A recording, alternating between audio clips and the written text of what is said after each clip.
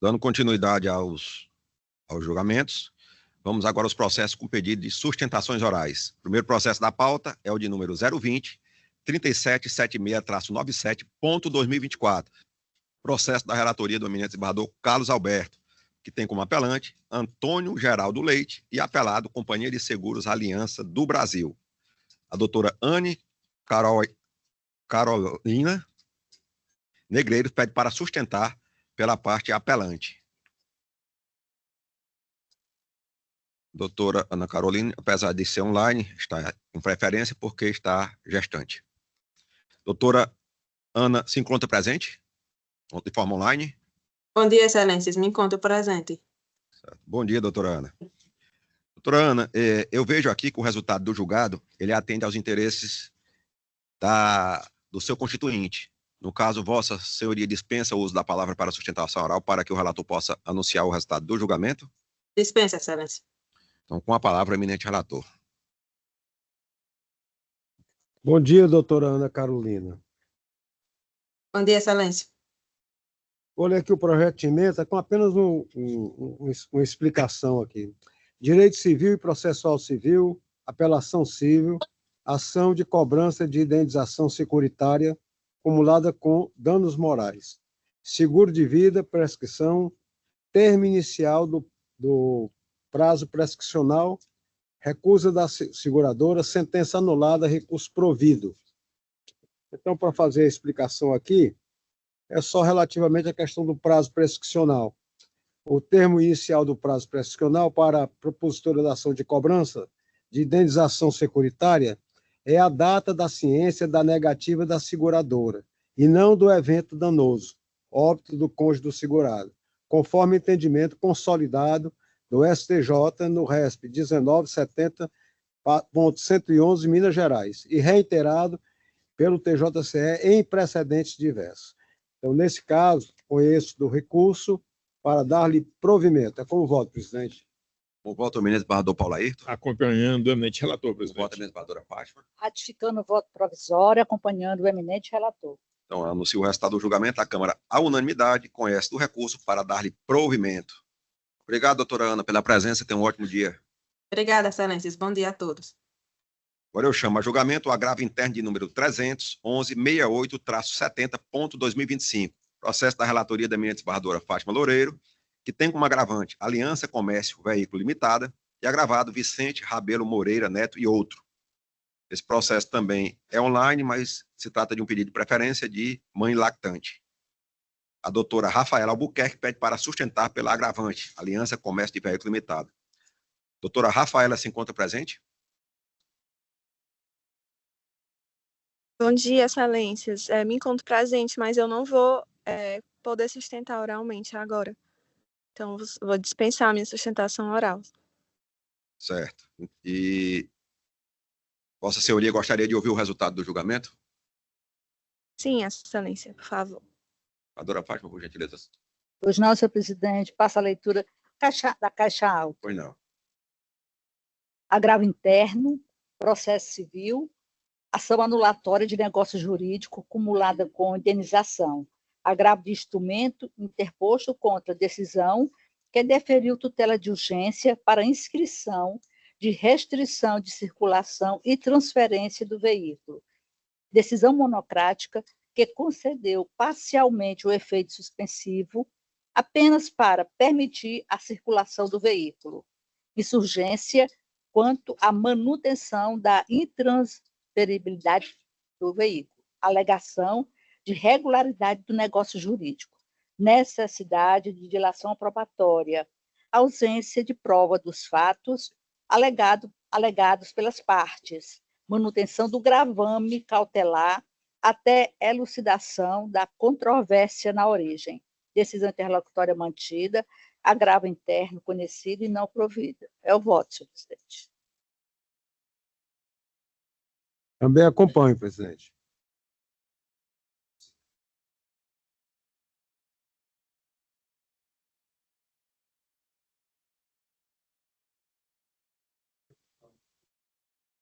Hoje, 799-78.2022. Processo de minha relatoria, que tem como apelante Mariana Tenório de Mello e apelado Shopping Center Iguatemi S.A.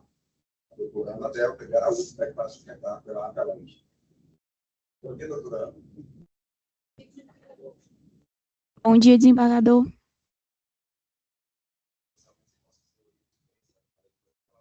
Dispenso, sim.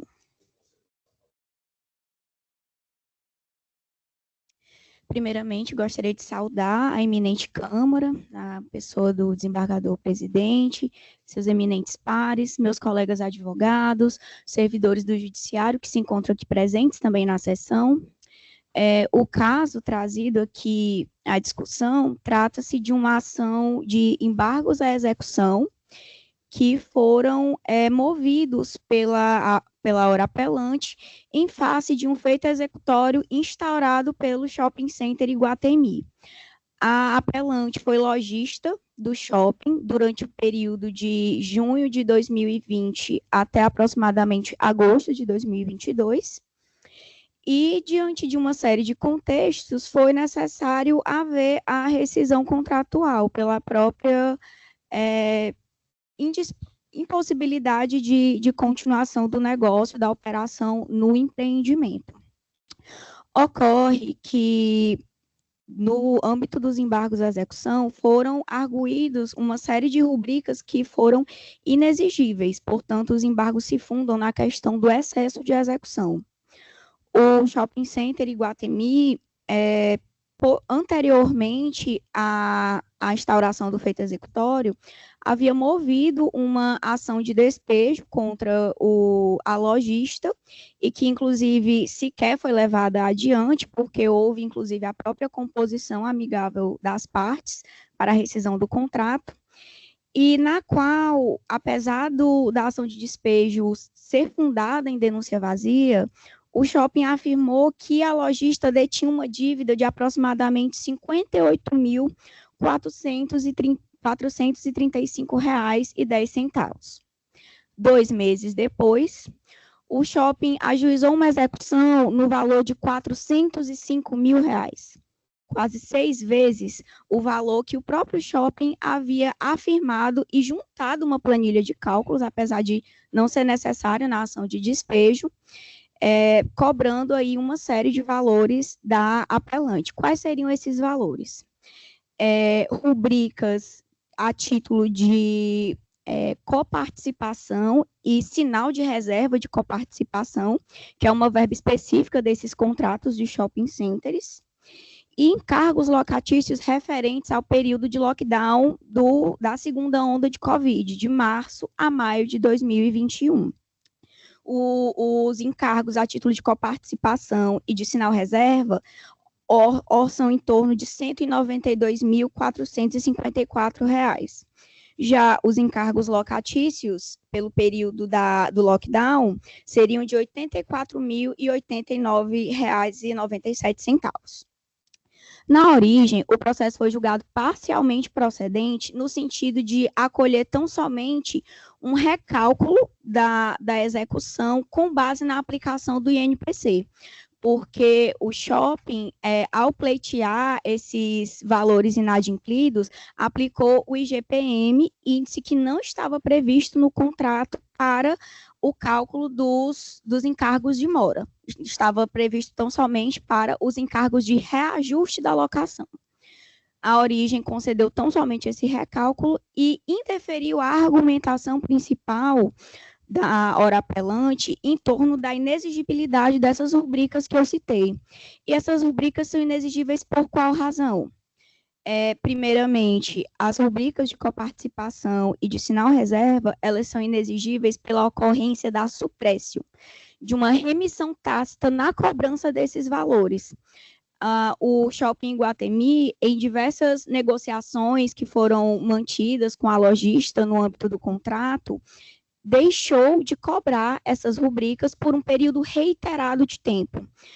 Foram colacionadas aos autos diversas notificações extrajudiciais, planilhas de débitos que o Iguatemi enviava regularmente para a apelante por e-mail, e em nenhuma dessas comunicações oficiais constavam essas duas rubricas, que somam uma quantia vultosa de R$192 mil, como já citado. Então, diante do Instituto da Suprécio, que é previsto no Código Civil, artigo 385, fundou-se uma legítima expectativa de que esses valores não seriam mais cobrados da apelante. Inclusive, o Iguatemi manifestou perante a jurisdição o seu desinteresse em manter a cobrança desses valores, pois, como dito, eles ajuizaram uma ação de despejo, na qual informaram um débito de R$58 mil. Em 2 meses, um débito passar de R$58 mil para R$405 mil é um cálculo, para dizer o mínimo, inexplicável. Então, inclusive, nós trazemos à baila aqui um precedente de um caso em que também foi tratado em face do Iguatemi, no qual também se reconheceu a ocorrência deste instituto, e que, inclusive, também foi da eminente relatoria do desembargador Everardo.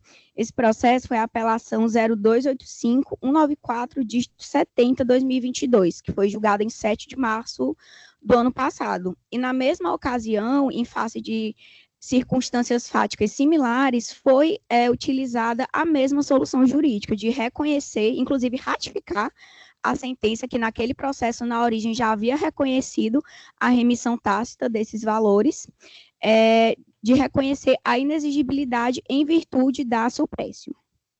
Já com base no que se refere aos encargos locatícios do lockdown, nós invocamos aqui a teoria da imprevisão, justamente no sentido de que, pela impossibilidade de fruição do espaço locado, e considerando que o shopping pouco envidou esforços no sentido de ajudar realmente os lojistas nesse período, tanto é que a principal razão pela qual a apelante teve que encerrar suas atividades no empreendimento foi realmente esse esgotamento econômico durante todo o período de pandemia, de tentar se manter no negócio, apesar do fechamento do shopping, do funcionamento apenas online, por delivery, etc., que acabou realmente aí minando as possibilidades dela de continuar.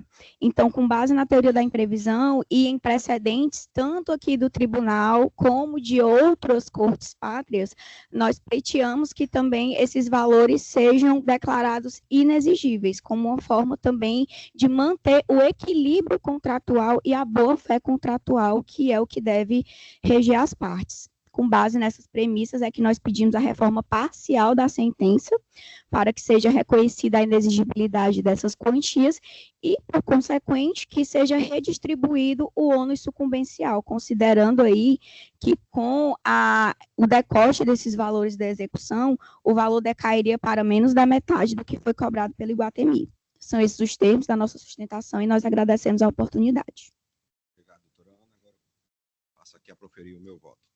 Caso em exame, trata-se de apelação cível, interposta por Mariana Tenório de Melo, contra a sentença que julgou parcialmente procedente os embargos à execução, opostos em desfavor de Shopping Centers Iguatemi S.A. A embargante alega remissão tácita das parcelas denominadas coparticipação e coparticipação sinal de reserva, bem como a inexigibilidade de valores durante o lockdown de 2021, com base na teoria da imprevisão. Requer ainda a redistribuição do ônus sucumbenciais e a concessão da justiça gratuita. Questão em discussão. Cinge-se a controvérsia em verificar: 1.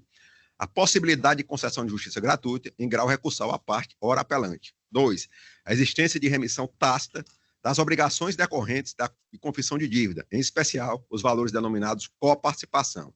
3. Aplicação do Instituto do Suprécio diante da suposta ausência de cobrança anterior dessas parcelas. 4. A possibilidade de inexigibilidade dos aluguéis e encargos durante o período de lockdown em virtude da pandemia de Covid-19. E 5. A distribuição do ônus sucumbenciais. Razões de decidir.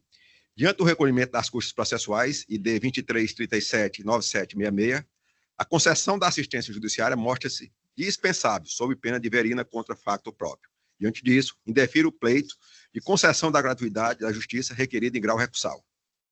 No mérito, verifica-se que a remissão para produzir efeitos jurídicos válidos exige demonstração inequívoca da intenção do credor em perdoar a dívida e da aceitação pelo devedor. Nesse caso, a eminente advogada, ela cita um precedente meu, eu teria aplicado a suppresso. Porém, no caso que eu apliquei, ele não tinha a questão inequívoca da intenção do credor de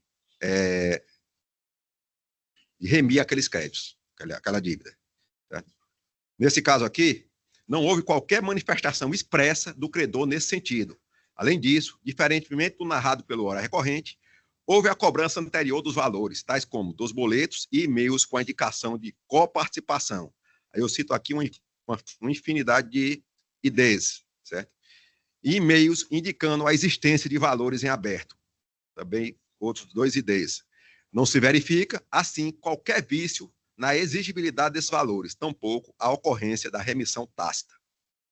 Pense que a alegada remissão tácita dos valores devidos a título de coparticipação e coparticipação sinal de reserva não restou comprovada, pois houve cobranças anteriores e registros documentais inequívocos da existência dos valores. Ademais, o Instituto da Supresso exige inércia do titular, decurso de tempo e quebra da boa-fé objetiva, elementos ausentes no caso concreto. Quanto à inexigibilidade de valores durante o lockdown, não se verificou cláusula contratual que suspendesse as obrigações do locatário em razão de força maior. A apelante, tampouco, demonstrou tentativa de renegociação ou excesso de onerosidade, não havendo respaldo fático ou jurídico para afastar a exigibilidade das obrigações. Cumpre assinalar ainda que a verba de coparticipação representa forma de remuneração ao empreendimento pela infraestrutura técnica instalada, pela formação do mix comercial estratégico, que visa atrair fluxo de clientes e valorizar o ponto comercial. Trata-se, pois, de contraprestação devida em razão dos investimentos já realizados pelo administrador do centro comercial, tratando-se de um montante fixo e que, por liberalidade, fora parcelado. Assim, eventual interrupção temporária do uso do imóvel ou mesmo a rescisão antecipada do contrato não elimina a obrigação da locatária quanto à integralidade do valor acordado. A esse título, uma vez que os dispêndios justificadores da cobrança da chamada res esperata foram concretizados de antemão. Diante da ausência mínima da parte recorrida, manteve-se a distribuição do ônus sucumbenciais fixados na sentença. É como eu voto, como vota o eminente desembargador Carlos Alberto. Presidente, eu confirmo o voto provisório e acompanho o relator. Como vota o eminente desembargador Paulo Ayrton. Então, eu anuncio o resultado do julgamento. A Câmara, à unanimidade, conhece do recurso e nega-lhe provimento. Doutora Ana, obrigado pela presença. Obrigada, bom dia. Dando continuidade, eu chamo a julgamento a apelação de número 02-12-798-27.2024, processo da relatoria da eminente desembargadora Fátima, que tem como apelante Banco Bradesco S.A. e apelado Ícaros Logística e Transporte Limitada. A doutora Janaína Ferreira pede para sustentar pelo apelado. Doutora Janaína se encontra presente? Então, a doutora Janaína não se encontrando presente, eu vou anunciar o resultado do julgamento. A Câmara, à unanimidade, conhece do recurso para dar-lhe parcial provimento. Julgamento encerrado. Chama a julgamento agora o agravo de instrumento de número 300.721-1-93.2025, da relatoria do eminente desembargador Carlos Alberto. Tem como agravante Banco do Brasil S.A. e agravado Paulo Otávio Mota Correia. Os advogados, doutor Gelter Rodrigues, pede para sustentar pelo agravante, doutor Paulo Otávio Correia pede para sustentar pelo agravado. Informado que o doutor Paulo desistiu, então teremos só o doutor Gelter para sustentar pelo agravante. Bom dia, doutor Gelter. Bom dia, excelência. Gelter, dado que Vossa Senhoria dispensa a leitura do relatório. Perfeito, excelência. Eu lhe concedo o uso da palavra no prazo regimental. Muito obrigado. Um bom dia, excelentíssimo senhor desembargador, desembargadoras, representante do Ministério Público, serventuários da Justiça e demais presentes nesta sessão de julgamento, advogados presentes aqui presencialmente e online. Trata-se de um agravo de instrumento ajuizado pelo Banco do Brasil, mas antes de adentrar no mérito do agravo de instrumento em si, é necessário uma breve rememoração da fase de conhecimento do processo. Trata-se de uma ação de arbitramento de honorários ajuizada por ex-advogado terceirizado do Banco do Brasil, onde ele buscava receber honorários eventualmente devidos. Na época do conhecimento, discutiu-se se ele deveria ajuizar uma ação em cada processo, buscando os honorários sucumbenciais que eventualmente lhe fossem devidos, ou se ele poderia executar por meio de uma única ação esses honorários sucumbenciais. Transitou em julgado no sentido de que ele poderia ajuizar em uma única ação o direito de perceber os honorários sucumbenciais que eventualmente lhe fossem devidos, em razão dos princípios da economia processual, onde seria extremamente desgastante ajuizar uma ação em cada feito. Ressalte-se que a decisão transitada em julgado naquela ação de conhecimento e ora em fase de cumprimento de sentença, consignou expressamente, peço licença para ler no item 9 do acórdão, que o tipo de procedimento e os parâmetros a serem utilizados em sede de liquidação de sentença deverão ser fixados pelo juiz ACO após a análise dos argumentos e documentação apresentada na demanda originária. As partes ainda interpuseram aclaratórios na época desse acórdão e no julgamento dos aclaratórios, mais uma vez, foi consignado pelo eminente desembargador Carlos Alberto Mendes Forte que, no mais, não se retira do acordo embargado qualquer omissão capaz de justificar a reanálise pretendida, sobretudo porque o tipo de procedimento e os parâmetros a serem utilizados em sede de liquidação de sentença deverão ser fixados pelo juiz ACO, após a análise dos argumentos e documentação apresentada na demanda originária. E assim restou transitado em julgado o acordo na fase de conhecimento, ora em fase de liquidação de sentença. Agora, em sede de liquidação de sentença, uma vez que os autos retornaram, o juiz de piso, simplesmente por meio de despacho, determinou às partes, na forma do artigo 510, que apresentassem seus documentos ou pareceres elucidativos, adotando, sem qualquer fundamentação ou justificativa, o rito de liquidação por arbitramento.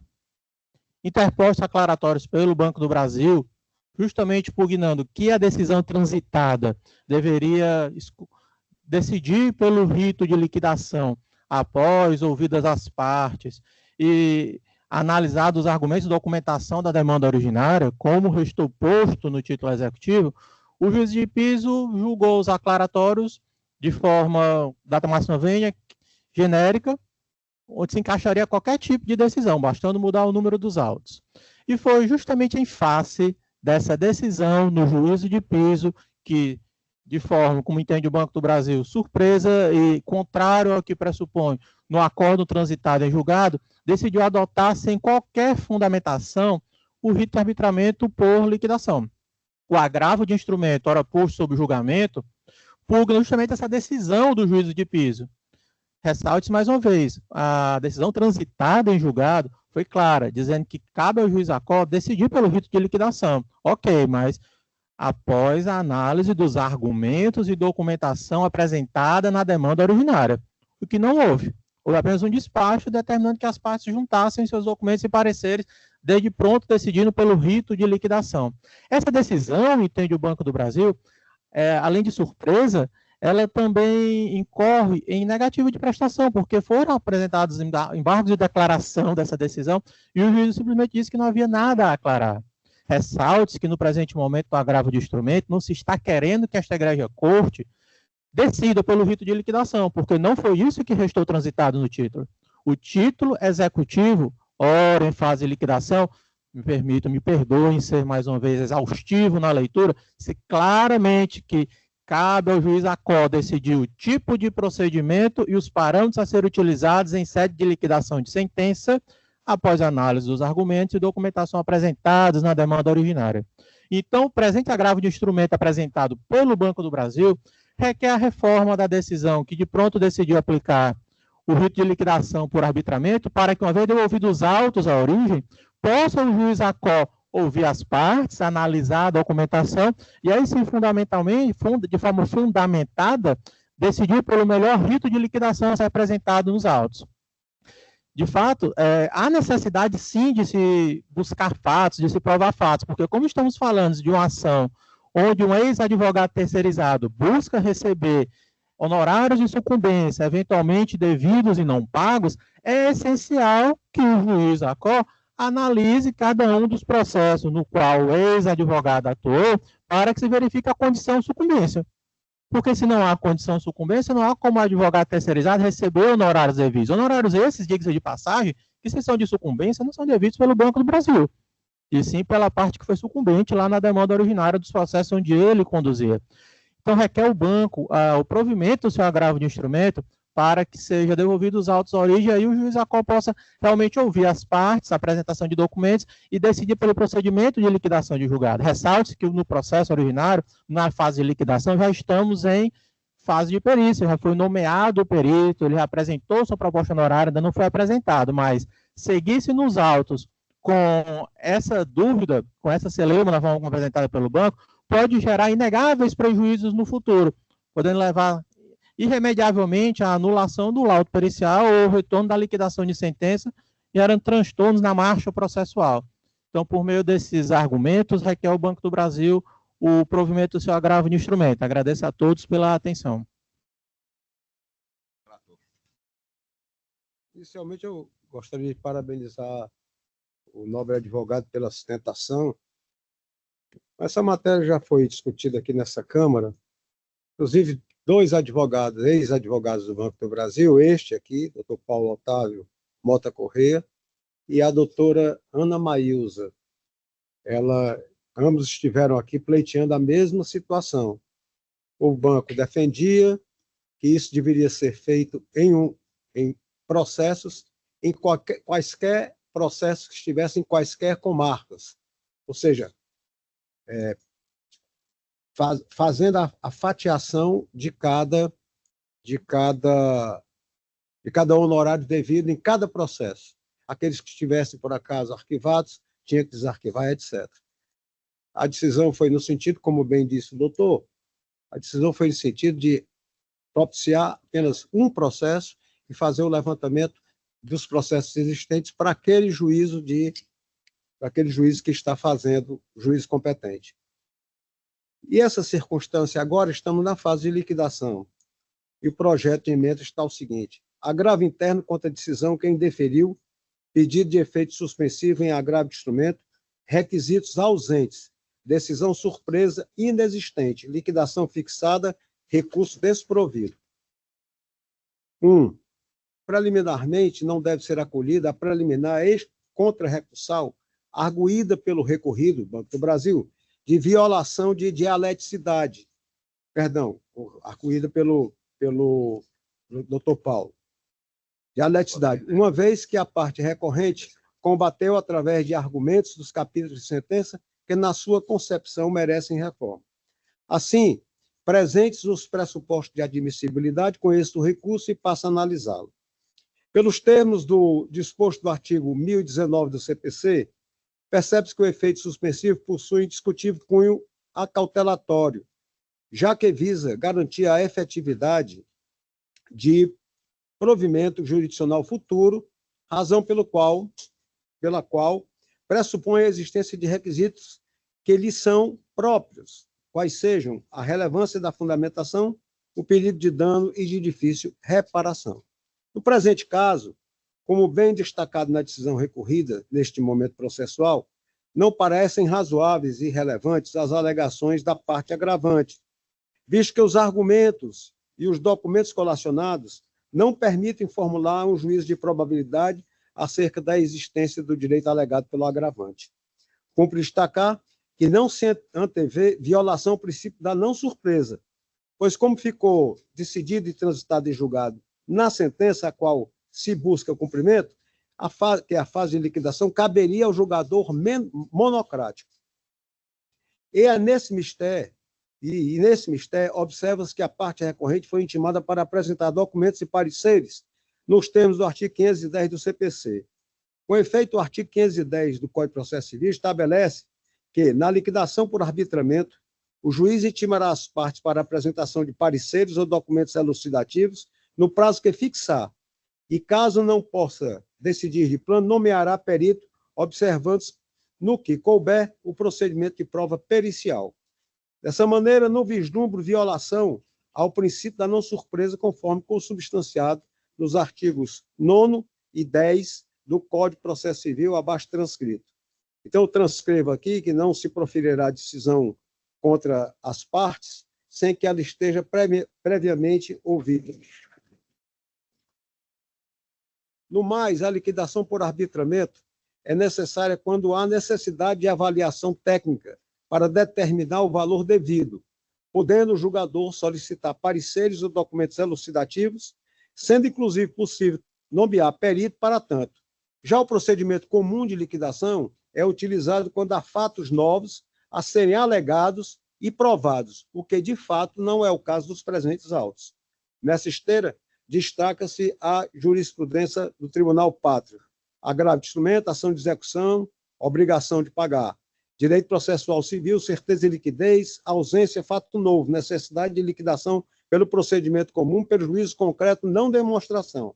Ausentes os requisitos da certeza de liquidez da obrigação pretendida na execução de sentença, impõe-se a prévia instauração de procedimento de liquidação pelo procedimento comum para apurar o fato novo, pelo que deve ser mantida a decisão agravada. Não demonstrado o prejuízo concreto com o cerceamento da defesa, mostra-se inviável o reconhecimento da nulidade do decisum em respeito à primazia do mérito e à razoável duração do processo.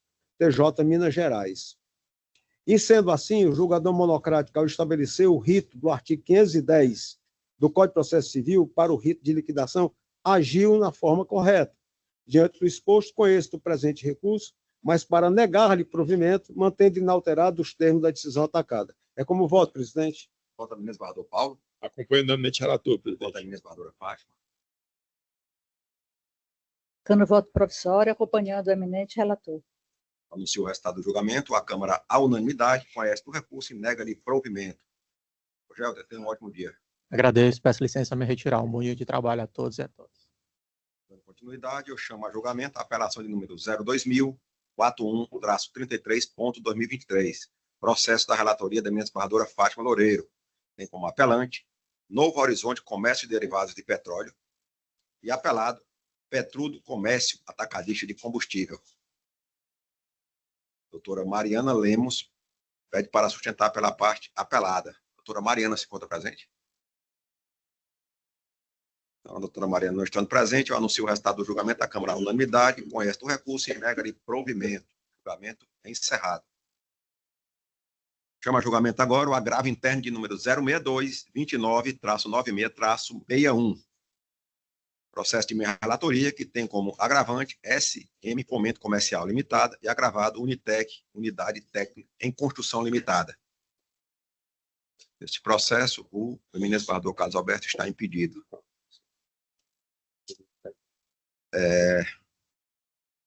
O advogado doutor José Max Tilei Bezerra Filho pede para sustentar pelo agravante.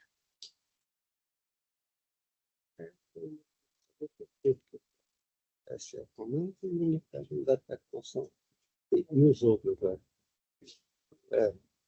Tá pelo quê? Tá. Isso.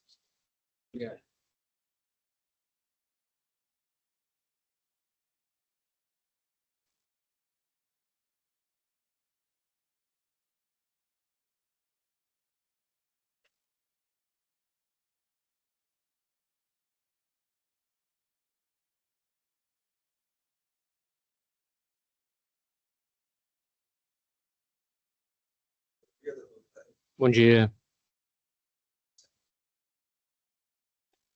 Dispenso. Perfeito. Cumprimento a todos os presentes. Registro que esta é a minha... Tá ligado o microfone? Tá saindo o som? Registro que esta é a minha primeira sustentação presencial, haja vista que me formei durante a pandemia e só sustentei virtualmente, né? Cumprimento todos os presentes e vamos ao assunto. Bem, inicialmente se trata de um agravo interno interposto em sede de agravo de instrumento, né? Julgado monocraticamente pelo desembargador relator Everardo Lucena. Convém aqui uma breve síntese haja vista a complexidade não em razão da matéria, mas em razão da quantidade de recursos interpostos, para elucidar Vossas Excelências, né? Se trata de uma ação, originalmente, de execução de título extrajudicial, onde o feito tramitava regularmente, inclusive tendo havido constrição de valores nas contas bancárias da devedora, de uma das devedoras, e após a oposição de embargos à execução, 2 embargos à execução pelos devedores, sobreveio uma sentença julgando procedente esses embargos à execução, declarando a nulidade da ação de execução de título extrajudicial, apenas fazendo uma breve síntese. Atualmente, o que nós temos é que a ação de execução ela foi suspensa, aguardando o trânsito em julgado dos embargos à execução, né? No decorrer da ação de execução de título extrajudicial, nós interpusemos agravo de instrumento, visando discutir a penhorabilidade das verbas salariais da executada, né? Aquele entendimento do STJ acerca da possibilidade de penhorabilidade de 30% das verbas do devedor, desde que isso não fira a sua dignidade e a sua subsistência. Isso discutindo em sede de agravo de instrumento. Ocorre que, monocraticamente, foi decidido pelo desembargador relator Everardo Lucena, julgou prejudicado esse agravo de instrumento, quando nós entendemos que deveria ter sido julgado, com todo respeito, pela suspensão do agravo de instrumento. Vale lembrar, inclusive, que a própria ação de execução de título extrajudicial lá no primeiro grau não houve sentença, né? Ela está aguardando o trânsito em julgado dos embargos à execução. Houve uma sentença tão somente, que foi reconsiderada, houve uma sentença tão somente extinguindo o feito e que posteriormente foi reconsiderada por um equívoco da magistrada de primeiro grau, de modo que atualmente o que se tem é a ação de execução de título extrajudicial, aguardando o julgamento dos embargos à execução. O CPC, lá no seu artigo 1012, não prevê a suspensão, a eficácia imediata da sentença proferida em embargos à execução, né? Na verdade, ela prevê tão somente a eficácia imediata em caso de improcedência, o que não é o caso. Então, o agravo de instrumento, caso haja a reforma na sentença proferida nos embargos à execução, o agravo de instrumento deveria ter sido julgado prejudicado, deveria ter sido julgado suspenso e não prejudicado, uma vez que a eventual reforma desta decisão proferida em embargos à execução poderá dar prosseguimento à ação de execução de título extrajudicial. Nós entendemos, inclusive, que é necessário o prosseguimento do agravo de instrumento, né, a sua suspensão do agravo de instrumento, para que se aguarde o trânsito julgado dos embargos à execução, mesmo porque a execução já dura 20 anos sem que se tenha sido satisfeito o crédito da SM Fomento, que é a agravante. São nesses termos que eu peço o provimento do agravo interno para que se reforme a decisão monocrática de relatoria do desembargador Everardo Lucena, para que, ao invés de prejudicar, se julgue suspenso o agravo de instrumento, a possibilitar a discussão da matéria acerca da penhorabilidade em eventual reforma da sentença proferida nos embargos à execução, o que impossibilitaria eventual preclusão no direito da agravante em discutir essa penhorabilidade, né? No mais é isso, agradeço a todos pela atenção. Obrigado, doutor José. Faço aqui a leitura do projeto de emenda. Agravo de instrumento contra decisão monocrática que julgou prejudicado agravo interno contra decisão monocrática que julgou prejudicado agravo de instrumento, que discutia a determinação do juízo de primeiro grau de desbloqueio da quantia de R$ 1.216,84, por perda superveniente de objeto, em razão da superveniência da sentença que julgou procedentes os embargos à execução para declarar a extinção da execução. Questão em discussão. Definir, 1. A superveniência de sentença de procedência dos embargos à execução, com a consequente extinção do feito executivo, acarreta a perda de objeto do agravo de instrumento, que discute decisão de primeiro grau que determinou o desbloqueio de valores bloqueados em conta de pessoa natural, por entender impenhoráveis. Ou 2, se o agravo deve ser suspenso até o trânsito em julgado da sentença dos embargos. Razões de decidir. A declaração de nulidade da execução torna inócua a discussão sobre a penhorabilidade ou não da quantia de R$ 1.216,84, inicialmente bloqueada na conta de uma das executadas e posteriormente liberada pelo próprio juiz de primeiro grau, por entender impenhorável no processo executivo. A pendência de recurso contra a sentença dos embargos não afastada a perda do objeto, pois eventual reforma ensejará a possibilidade de novos pedidos de penhora, devendo ser destacado, ademais, que os embargos de declaração, doutor José, aqui, Vossa Senhoria falou que não tinha sido julgado, mas foram julgados já. Embargo de declaração, opostos contra a sentença de procedência dos embargos à execução, já foram conhecidos pelo juiz de primeiro grau, isso de forma bem recente. Excelência, pela ordem, apenas um esclarecimento de fato. Os embargos de declaração nos embargos à execução não foram julgados ainda. Tá? Excelência, consultou essa semana que eu consultei ontem. Aí eu não verifiquei. Então está bem atual aqui o voto. Mas de todo modo ainda cabe recurso de apelação. Então, né? continuo. O artigo 303, inciso 5, a linha A do Código de Processo Civil, refere-se à suspensão do processo principal, não se aplicando no agravo de instrumento. Agravo interno conhecido e desprovido como voto do desembargador Carlos Alberto. Foi impedido. Desembargador Carlos Alberto impedido, como voto do desembargador Paulo Ayrton. Acompanhando Vossa Excelência. Com voto da desembargadora Fátima. Acompanhando o relator.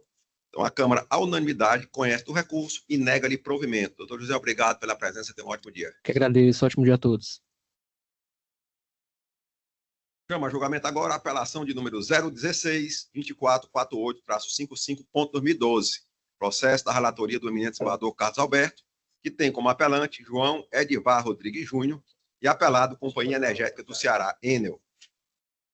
Doutora Tatiana Façanha pede para sustentar pela parte apelada, ou então doutor Luiz Cláudio de Souza. Ou então doutor Rafael Carneiro, mas o doutor Luiz Cláudio de Souza já se encontra presente, conforme explicado aqui pela secretária. Bom dia, doutor. Bom dia, senhor.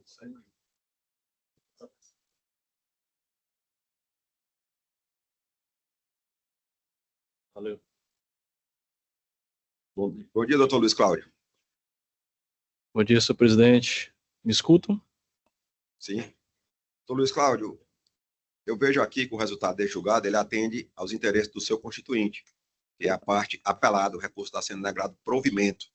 No caso, Vossa Senhoria dispensa o uso da palavra? Sim, dispensão. Então, com a palavra, o eminente relator para anunciar o resultado do julgado. Muito bem. Obrigado, presidente. Ementa processual, direito processual civil e do consumidor, apelação civil. Ação indenizatória, alegação de instabilidade no fornecimento de energia elétrica como causa da ocorrência de incêndio. Responsabilidade civil objetiva, teoria do risco administrativo. Nexo causal não comprovado. Pleito indenizatório afastado, sentença mantida, recurso conhecido e não provido. É o voto, presidente. Fala aí. Acompanhando o eminente relator. O voto da desembargadora Fátima. Com o relator, senhor presidente. Então, anuncio o resultado do julgamento da Câmara. A unanimidade conhece do recurso e nega-lhe provimento. Muito obrigado, senhor presidente. Muito obrigado a todos. Bom dia. Luiz Cláudio. Próximo processo, que é o 6.9 da minha relatoria, eu vou pedir para pular ele aqui, que está faltando o outro voto, que eu vou mandar pedir para imprimir agora. Então, eu vou chamar a julgamento aqui o 6.10, que é a apelação de número 020-1034-19.2024. Processo da relatoria da eminente desembargadora Fátima, que tem como apelante Itaú Unibanco S.A. e apelado Francisco Soares Chagas. Doutora Gisélia Dantas pede para sustentar pela parte apelante.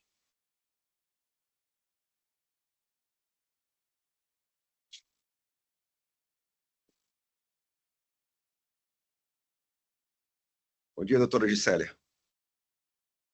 Gisélia, Vossa Senhoria dispensa a leitura do relatório. Dispenso, Sua Excelência. Então, lhe concedo o uso da palavra no prazo regimental. Muito obrigada, um bom dia a todos. Excelências, eu venho aqui trazer alguns pontos com relação a esse processo, tendo em vista que já é um tema já bem batido e discutido aqui nessa Câmara e nesse tribunal. Mas, nesse caso, excelências, o que eu trago aqui só 2 pontos importantes, que em que pese o banco, infelizmente, não ter colacionado aos autos o contrato realizado pela parte autora, entendemos que a indenização, no quanto de R$ 3.000, se torna incompatível com a ação ora pleiteada. Conseguimos juntar aos autos o TED, mostrando que ele recebeu R$ 1.000 e poucos, e esse valor não foi devolvido ao banco, mesmo tendo o autor entendido que não tinha realizado a contratação. Então, pedimos aqui, excelências, a reforma da sentença, entendemos pela contratação, porém, infelizmente, não temos o contrato para apresentar, mas temos o TED, demonstrando que o autor recebeu a quantia em sua conta, e pedir pela minoração do valor do dano material. Perdão, moral. Obrigada. A doutora Gisela, com a palavra, a eminente relatora. Pois não, senhor presidente. Eu peço para fazer a leitura só da caixa alta, que ela está bem explicitada, e se você tratar também de uma matéria recorrente que nós temos que dar opinião, o entendimento firmado. Apelação cível, direito do consumidor, empréstimo consignado, julgamento de parcial procedência, pretensão de reforma, ausência de prova da regularidade da contratação, falha na prestação do serviço, desconto de indevido, dano moral configurado, fracionamento de demandas, redução do quanto indenizatório, critérios da razoabilidade e da proporcionalidade, restituição de valores, conforme entendimento firmado pelo STJ em recurso repetitivo paradigma, compensação com o valor creditado, necessidade de redução, recurso conhecido e provido, sentença reformada em parte. E aqui nós estamos reduzindo o valor do dano moral para R$500. Até por considerar, são 14 ações que estão fracionadas. Eu voto, senhor presidente. Também acompanho, presidente.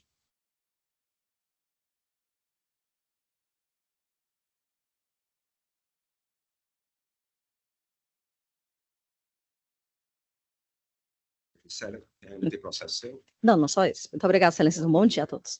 Os processos são impedidos e a Unimed Fortaleza no polo passivo. Eu transfiro a presidência para o eminente esbarrador Carlos Alberto.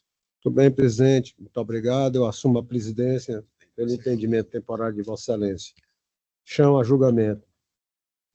Agravo interno número 332/99, -18, 2025, 8060000, tem como agravantes Sandra Vitória Ferreira da Silva Almeida e agravada Unimed. A doutora Juliana Almeida pede para sustentar.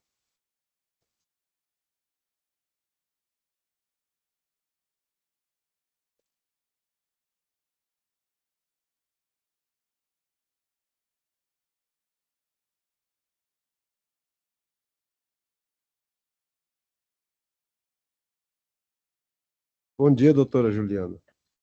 Bom dia, excelência. Bom dia a todos. Muito bem. Doutora, Vossa Excelência dispensa a leitura do relatório? Sim. Muito bem. Então, pode ficar à vontade para fazer sua sustentação. Bem alta.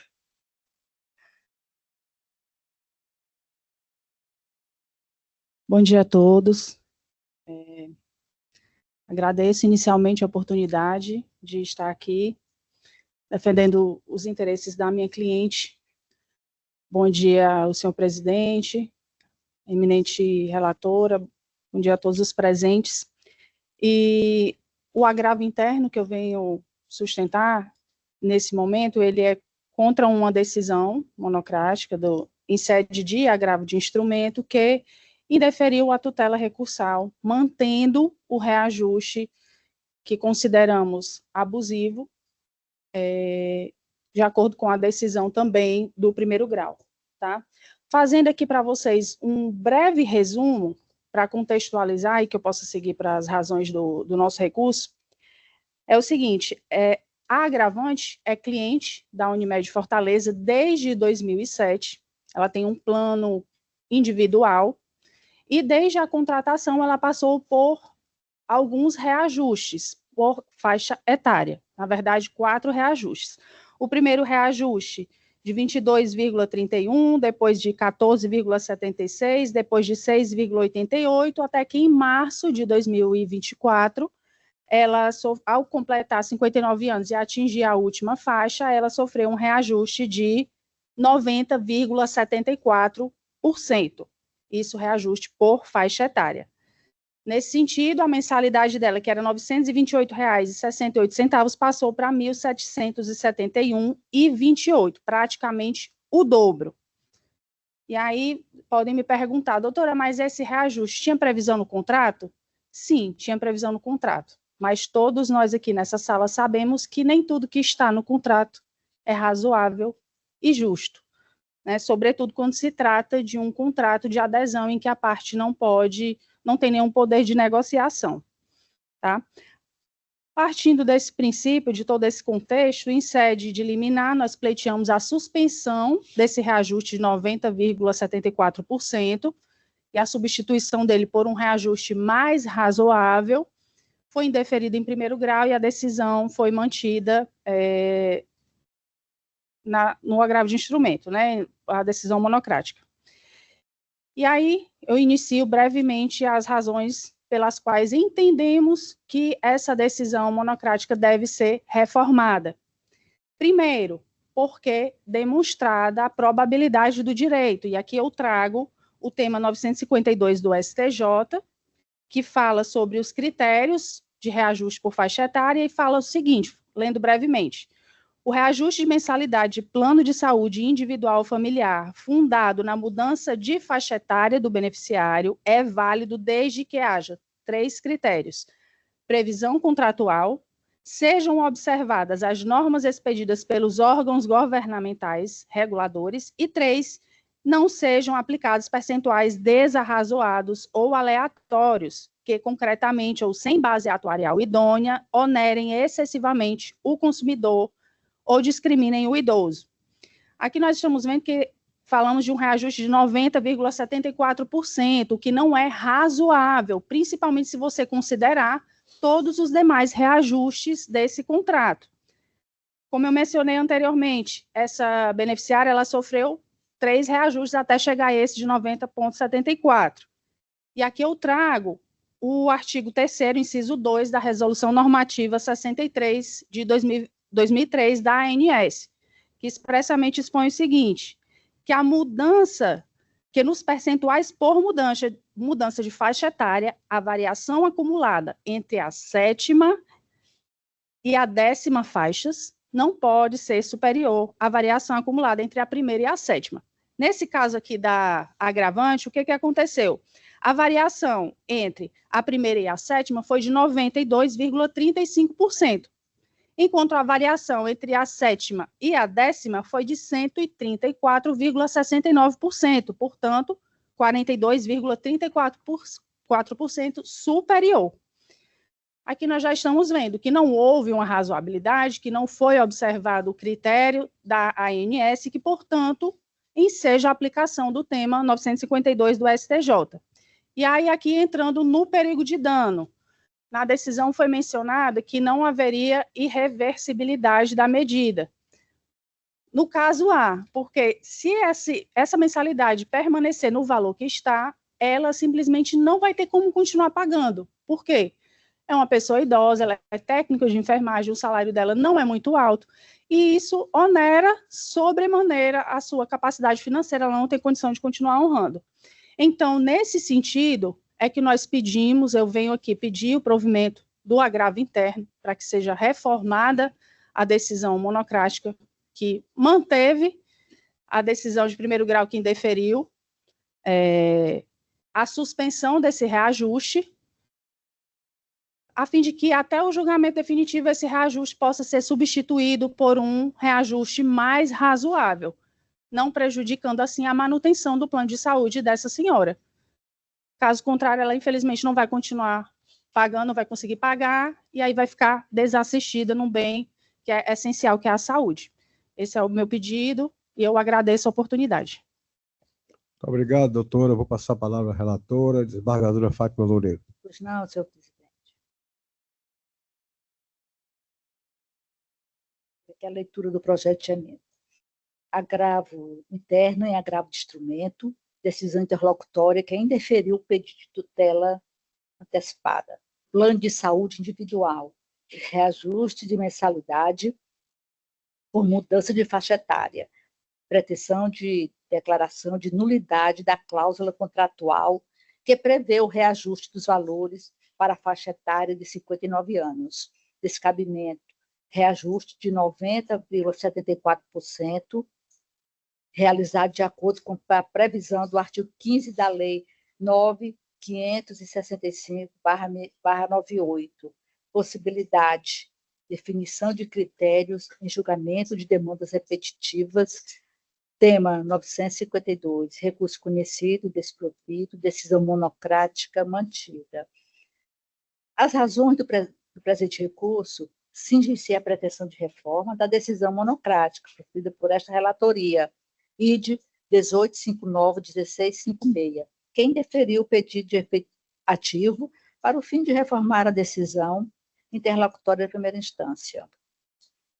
Preliminarmente, urge esclarecer que a relação estabelecida entre a operadora de planos de saúde e seus usuários tem natureza consumerista, sendo subordinado ao CDC, conforme o entendimento expresso da súmula 608 do STJ. Acerca do reajuste dos planos de saúde, em razão de implementação de faixa etária, é importante ressaltar que a matéria ora em discussão fora julgada pelo Superior Tribunal de Justiça e análise das demandas repetitivas, tema 952, restando pacificado que, aspas, o reajuste de mensalidade de plano de saúde individual ou familiar, fundado na mudança de faixa etária do beneficiário, é válido desde que, conforme a doutora apresentou aí na sua citação, haja previsão contratual, esteja subordinada às normas expedidas pelos órgãos governamentais reguladores, e 3, não sejam aplicados percentuais desarrazoados ou aleatórios que, concretamente e sem base atuarial idônea, onerem excessivamente o consumidor ou discriminem o idoso. Contudo, importa destacar que, embora o STJ tenha reconhecido a possibilidade de reajuste da mensalidade em razão da mudança de faixa etária, a majoração a ser implementada pelo plano deverá estar em conformidade com os parâmetros adequados e proporcionais estabelecidos pelo órgão regulamentador, impossibilitando-se a aplicação de índices desarrazoados ou aleatórios, que venham a acarretar aos usuários ônus excessivo e desigual, que impossibilita a permanência do usuário do plano assistencial. Na hipótese em apreço, o reajuste de 90,74% aos 59 anos na mensalidade do autor está condizente com a Resolução Normativa 63 da ANS, bem como com os parâmetros técnicos estabelecidos no artigo 15 da lei já citada, e ainda com previsão contratual firmada entre as partes. Ademais, conforme o entendimento do STJ, o simples reajuste do plano de saúde por faixa etária não configura por si só abusividade, devendo ser analisado no caso concreto, a observância dos princípios da equidade e boa-fé. Julgado do Tribunal de Minas Gerais, relator Mônica Libânio. Além disso, a expectativa média de vida cresce no Brasil, o que implica uma maior utilização do plano. Logo, o reajuste deve absorver a utilização expressiva por muitos anos da vida do segurado. Recurso de agravo conhecido e improvido. O pleito, a sustentação da doutora sensibiliza, mas nós estamos diante de uma realidade contratual. Aqui todos nós não, com exceção do presidente, passamos por esse mesmo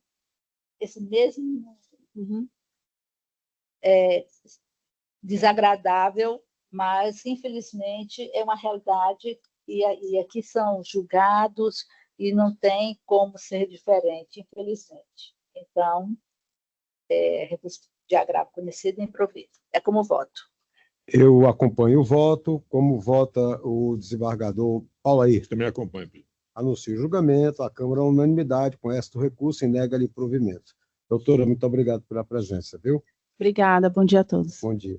Eu devolvo a presidência ao nobre presidente Everardo Lucena. Obrigado, Guardador Carlos. Guardadora Fátima, só para complementar, eu não passei ainda mais, um pouquinho para passar, para mudar de faixa etária. Só 4 anos.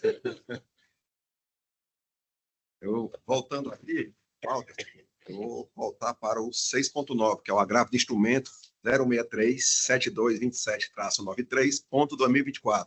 Processo de minha relatoria, que tem como agravante RCI Brasil, prestação de serviço de intercâmbio limitada, e agravada Heloísa Helena Valente Santos e outro.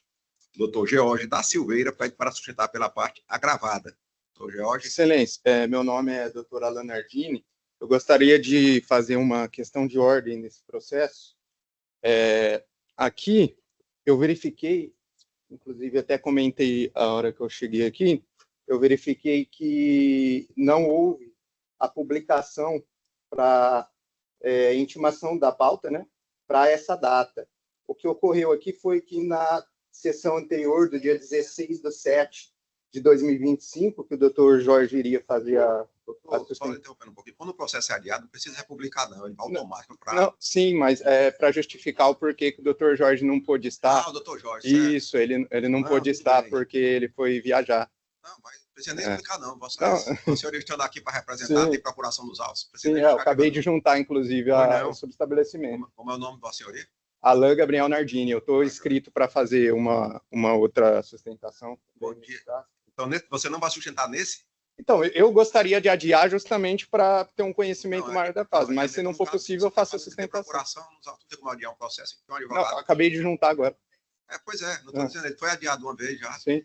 E Vossa Senhoria está dizendo que tem procuração, está na tribuna, por mim, não tem como adiar um processo. Sim. Aí. Então, eu pergunto se dispensa a leitura do relatório. Dispenso. Então, lhe concedo o uso da palavra no prazo regimental. Bom dia. Bom dia, excelentíssimos desembargadores e demais presentes nessa sessão de julgamento. Aqui é um caso que está cada vez mais comum, envolvendo o Hard Rock, hotel aqui de Fortaleza, antiga denominação Venture Capital.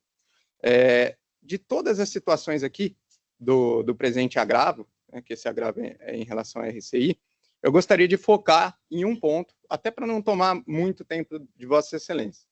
Qual é o ponto? A RCI é uma empresa de intercâmbio de férias que vendeu os seus serviços em conjunto com o Hard Rock Hotel de Fortaleza, no mesmo contrato. Nesse diapasão, Excelências, faz parte integrante do próprio contrato da venda, da compra e venda da unidade imobiliária, sendo ambos os contratos, tanto o principal quanto o contrário, o contrato integrante, que é o da RCI, ambos os contratos foram assinados na mesma oportunidade, com assinatura eletrônica em ato único, uma vez que fazem parte do mesmo documento que foi disponibilizado aos autores, e a jurisprudência, tanto do TJ Ceará, quanto do STJ, quanto dos demais tribunais, é uníssona em reconhecer a corresponsabilidade nos casos análogos. Então, a principal questão aqui, que nós gostaríamos de focar, é essa questão de ser um contrato único.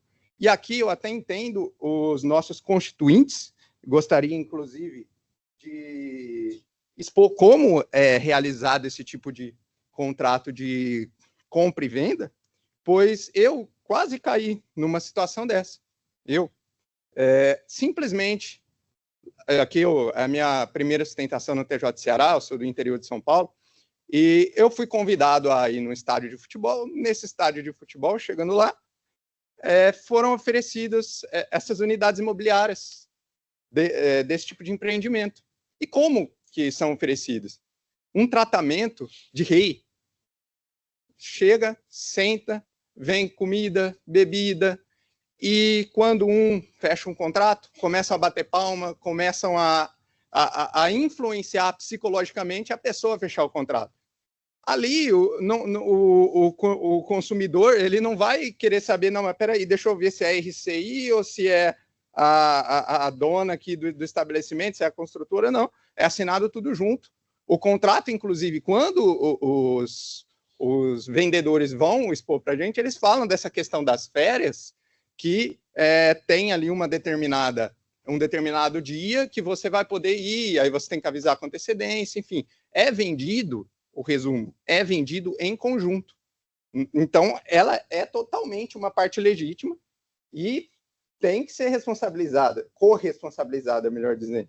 Não tem fundamento, salvo o melhor juiz aí, a empresa querer tirar a sua responsabilidade por dizer que é uma mera intermediação. Não, a pessoa que compra, ela quer justamente, às vezes ela compra essa unidade imobiliária para passar as férias. O contrato é conjunto. De todos os pontos, excelência. A questão da tutela, tudo isso está bem delineado nas contrarrazões ao agravo, mas de todos os pontos, acredito aí que trazendo essa experiência para Vossa Excelência de como que é feito, eles te convidam de um determinado momento, chegam lá e vende tudo junto. Então aí tem o representante da empresa que vai te vender, ele não fala, ó, isso aqui é um contrato à parte, se você quer ou não o contrato com a RCI, ou se você tem a opção de escolher. Caso você não queira, ok, você não é feito dessa forma. Então, basicamente, é isso que eu requeiro a Vossa Excelência, que seja negado o provimento ao agravo de instrumento da RCI. É isso que eu requeiro. Muito obrigado, Excelência. Isso. Alain.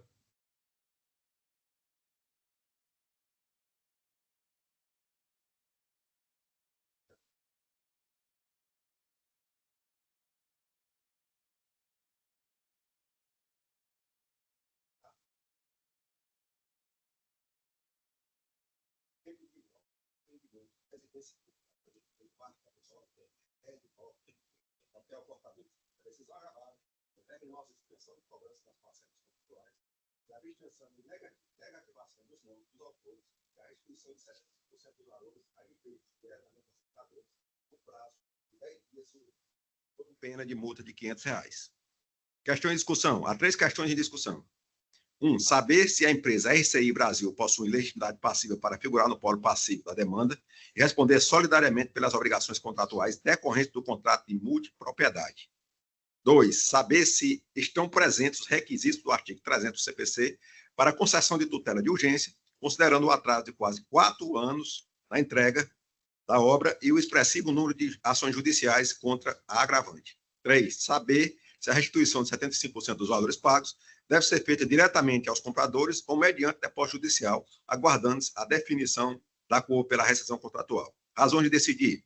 A empresa RCI Brasil integra a relação jurídica primada entre os agravantes e a empresa HRH Fortaleza Empreendimentos Hoteleiro SE, através do contrato de inscrição e associação ao programa de intercâmbio RCI Wix, participando da cadeia de consumo e justificando sua responsabilização solidária por eventuais danos causados aos consumidores, independente de cláusula contratual que afaste a sua responsabilidade. Os requisitos para a concessão de tutela de urgência encontram-se presentes, considerando o atraso de quase 4 anos na entrega da obra, constituindo inadimplemento contratual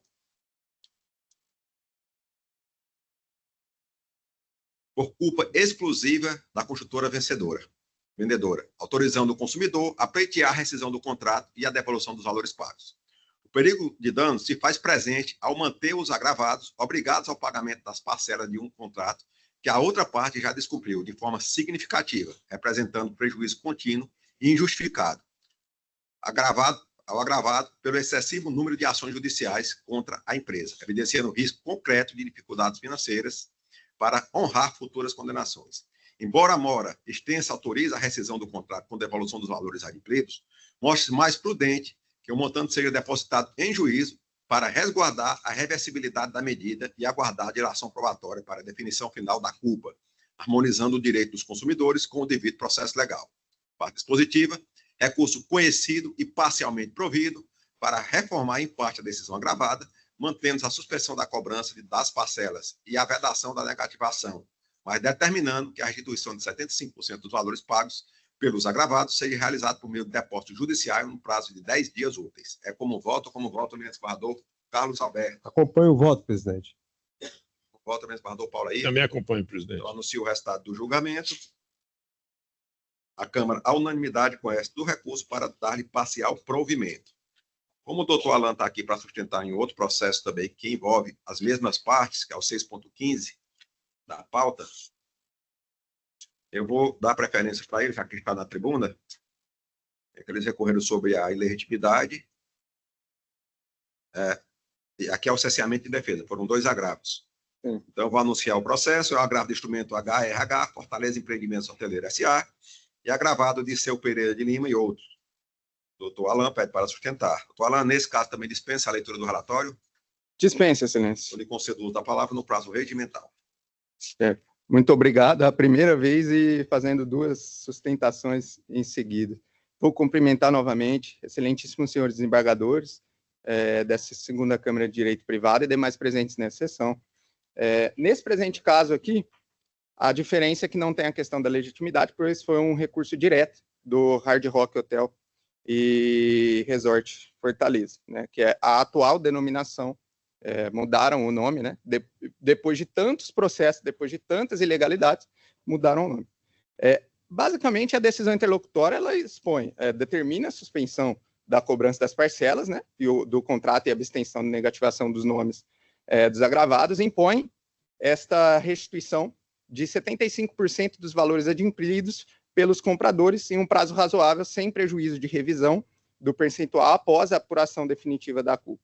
Essa medida, excelências, ela não só resguarda os direitos dos consumidores, mas também evita um dano irreparável aos nossos clientes, que viram o seu capital investido em um empreendimento estagnado. Então, são mais aí de 4 anos do dinheiro investido e sem ter ali o bem. Os requisitos da tutela de urgência estão devidamente preenchidos, então entendo aí que a argumentação no sentido de ofensa contraditória e ampla defesa não tem qualquer cabimento diante do preenchimento dos requisitos do próprio artigo 300, parágrafo 2º, autorizar a existência da tutela de urgência em situações como o presente caso. A comprovação dos requisitos da tutela aqui, excelência, o atraso exorbitante e injustificado da entrega da obra. Conforme o relatório nos autos, a agravante aduz que o atraso da obra decorreu de caso fortuito e força maior em razão do Covid. Todavia, como bem ressaltado nas nossas contrarrazões, a jurisprudência já pacificou que isso é um fortuito interno da construtora e isso por si só não pode tirar a responsabilidade da entrega da obra, ainda mais, a situação foi em 2020, nós estamos em 2025. É crucial também destacar aqui as reiteradas práticas abusivas em outros processos. Fiz uma breve pesquisa, só no TJ Ceará tem mais de 1.000 ações envolvendo aí a situação, né? Envolvendo a questão dos valores pagos, o atraso na obra, a devolução dos valores, as multas pelo atraso.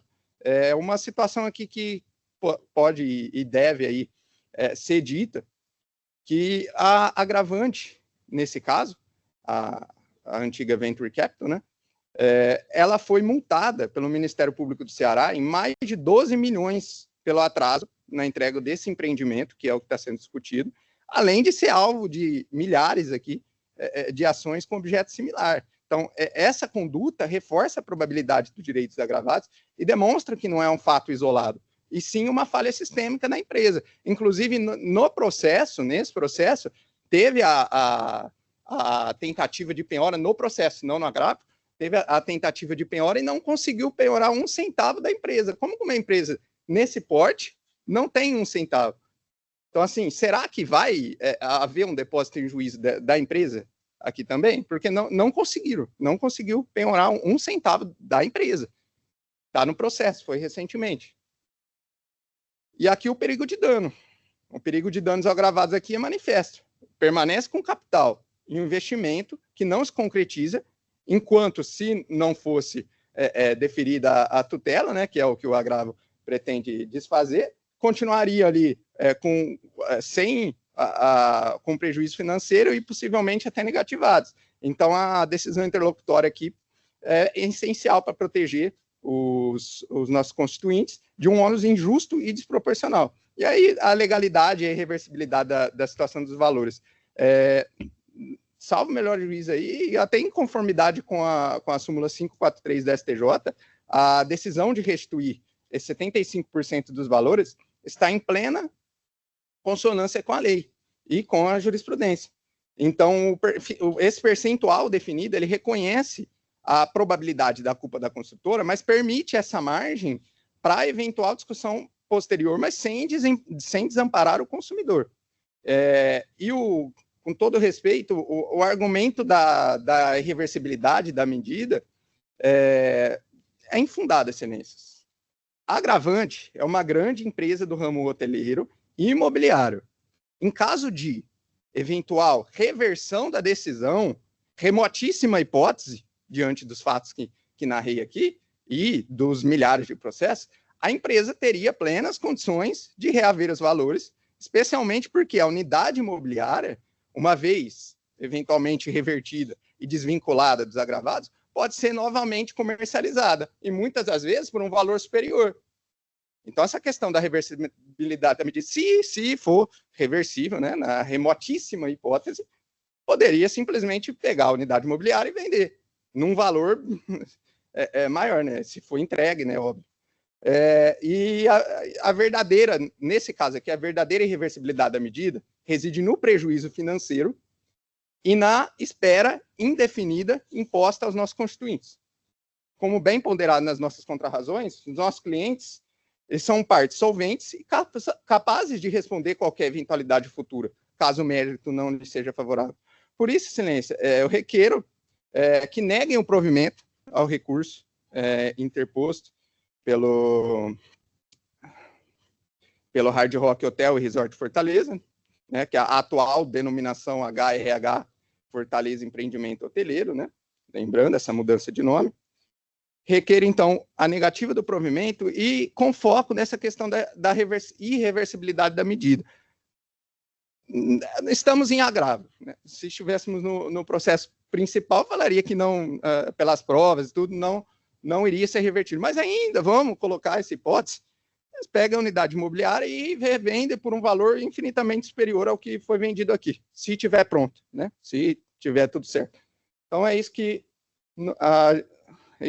a gente requer, e a negativa do provimento, e que seja mantida integralmente a decisão interlocutória de primeiro grau por seus próprios e jurídicos fundamentos. Muito obrigado, excelência.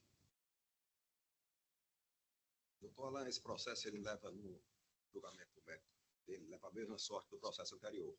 A única mudança é que eu estou afastando aqui a preliminar de cerceamento e defesa. Certo? Então, eu vou ler brevemente aqui o resultado. Direito processual civil e do consumidor, agravo de instrumento, ação de rescisão contratual, contrato de promessa de compra e venda, imóvel em regime de multipropriedade, tutela de urgência deferida em primeiro grau, preliminar de cerceamento e defesa afastada, possibilidade de concessão de liminar inaudita altera par, atraso substancial na entrega da obra, presença dos requisitos do artigo 300 do CPC, probabilidade do direito e perigo de dano evidenciados, risco de inadimplemento potencializado pelo elevado número de ações judiciais contra a construtora, manutenção da suspensão da cobrança, das parcelas e da vedação à negativação, restituição de 75% dos valores pagos, medida que deve ser realizada mediante depósito judicial para resguardar o resultado útil do processo e a reversibilidade da medida. Recurso conhecido e parcialmente provido, é como eu voto. Como voto o administrador Carlos Alberto. Acompanho o voto de Vossa Excelência. O administrador Paulo Ayrton. Também acompanho, presidente. Então, eu anuncio o resultado do julgamento. A Câmara, à unanimidade, conhece o recurso para dar parcial provimento. Doutor Alain, obrigado pela presença e tenha um ótimo dia. Muito obrigado, excelência. Parabéns pelas suas sustentações orais pela primeira vez de forma presencial. Muito obrigado, excelência. Eu que agradeço.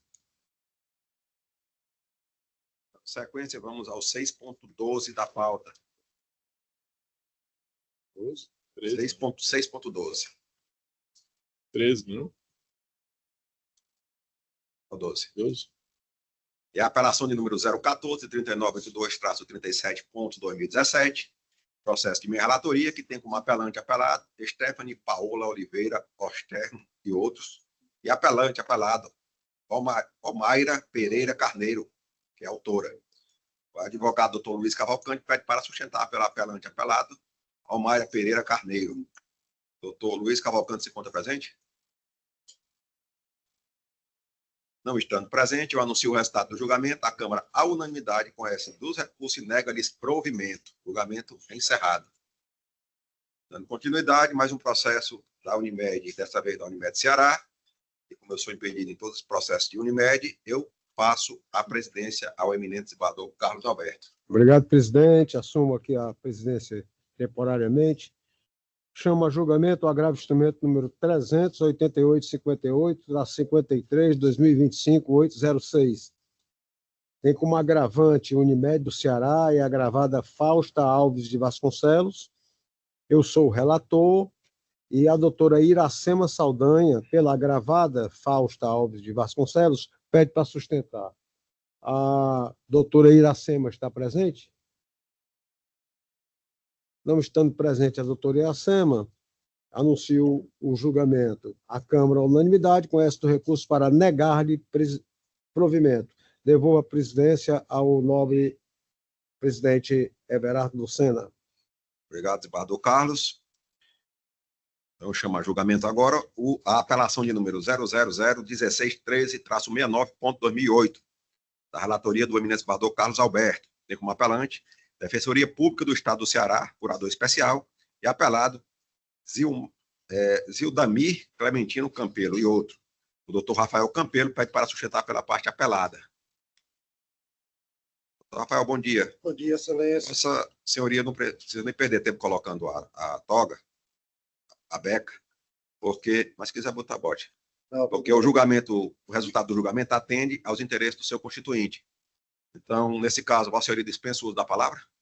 Excelência, já que foi favorável, eu vou dispensar. Então, passa a palavra ao eminente relator, que irá anunciar o resultado do julgamento. Obrigado, presidente. Direito processual civil e civil, apelação civil, ação de uso capião extraordinária, comprovação dos requisitos legais, ocorrência, presença de prova do animus domini, fatos incontroversos, ausência de pretensão resistida na demanda, desnecessidade de abertura de ação de inventário, precedentes do STJ, do TJCE, recurso conhecido e desprovido, sentença mantida. É o voto, presidente. O voto, eminente desembargador Paulo Ayrton. O relator, presidente. O voto, eminente desembargadora Fátima. Acompanhando o relator, senhor presidente. Anuncio o resultado do julgamento. A Câmara, à unanimidade, conhece do recurso e nega-lhe provimento. Um ótimo dia, doutor Rafael. Um ótimo dia, eminentes desembargadores. Obrigado. Agora vamos ao 6.16, que é o agravo de instrumento de número 300-5225-34.2025, da relatoria do eminente desembargador Paulo Ayrton. Tem como agravante a pedida Assistência Médica Limitada e agravado Rael Nunes Lourenço, representado por Majoriane Pérez Nunes dos Santos. O doutor Daniel Reto pede para sustentar pela parte agravada.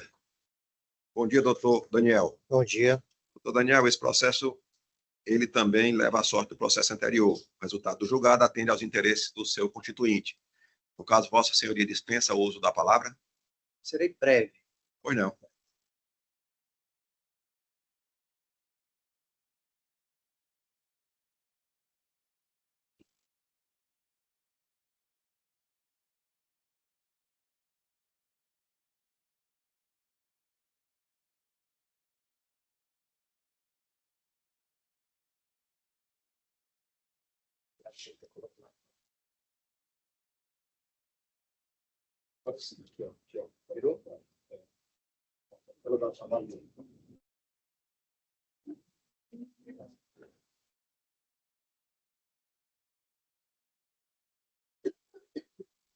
Bom dia, Vossas Excelências. Bom dia a todos. Apesar da decisão ser favorável, Excelência, eu gostaria de deixar um agradecimento público ao doutor Paulo Ayrton, porque eu assisti muitas aulas enquanto era estagiário no cartório da primeira zona. Então, só para deixar o registro, pela oportunidade de reencontrá-lo. O caso em tela diz respeito ao pleito do menor que sofre de diagnóstico de braquicefalia grave e plagiocefalia, né? Os julgados já são unânimes no reconhecimento. O que pesa a continuidade processual, não só desse processo, mas acredito que de muitos outros? São os reiterados recursos no sentido de protelar e não cumprir as decisões judiciais. Então, eu venho brevemente somente pedir, porque, e deixar claro, deixar em público a minha, não só insatisfação por essas situações que esgotam o Poder Judiciário e esgotam as pessoas que necessitam de saúde nesse país. A janela terapêutica desse menor para o tratamento específico desse capacete ortopédico é de até 20 meses de idade. O menor encontra-se agora com 1 ano e 4 meses, fazendo 16 meses de idade. Então, a janela desse menor é de 4 meses apenas. Então, eu só queria deixar registrado que, apesar de todas essas situações e dos requerimentos jurídicos e das decisões do Supremo e do Superior Tribunal de Justiça, ainda, acredito eu, embora torça ao contrário, de que talvez ele perca essa janela de tempo da terapia. Pela atenção, muito obrigado, excelência. Palavra o eminente relator. Pois não, presidente, sinteticamente pela proposta de emenda, direito civil e processual civil, agravo de instrumento, plano de saúde, custeio de órtese craniana, urgência comprovada através dos relatórios médicos, abusividade na negativa de cobertura, recurso conhecido e desprovido, sentença mantida. É como voto, presidente Eminentes Pares. Como vota, doutora Fátima? O relator, senhor presidente. Doutor Paulo, qual foi o motivo da negativa da prótese? Deixa eu ver aqui. O doutor da tribuna puder esclarecer também? Baseado na resolução, No sentido de que não acarretaria a necessidade de cirurgia, mas é justamente por isso, por não... Que resolução para o custeio da órtese?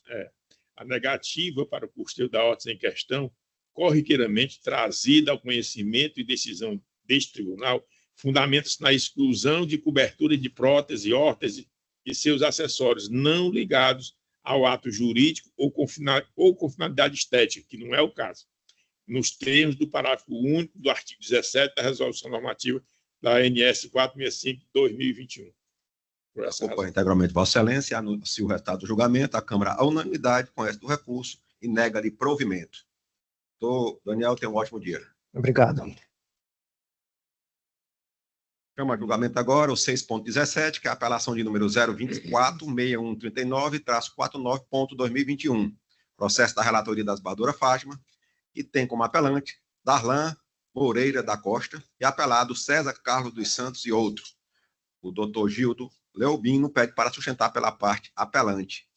Doutor Gildo se encontra presente? Segredo, né? Processo em segredo de justiça, eu peço aos nobres advogados que se retirem momentaneamente.